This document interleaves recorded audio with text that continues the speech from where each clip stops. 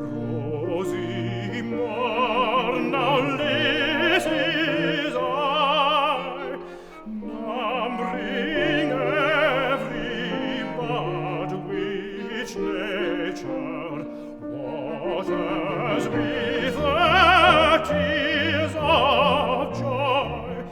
Now to the streaming fountain, or up the heathy mountain, the hart-eyed and roe freely, wildly wanton stray, entwining hazel bowers, his lay the linnet pours.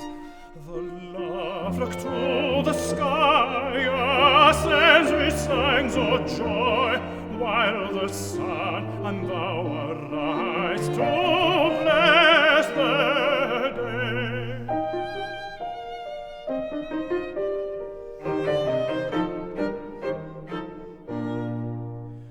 Phoebus gilding the brow of the morning banishes ilk darksome shade, nature gladdening and adoring, such to be my lovely maid.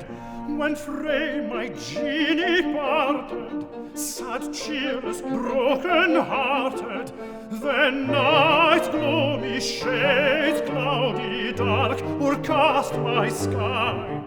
But when she charms my sight, in pride of beauty's light, when through my very heart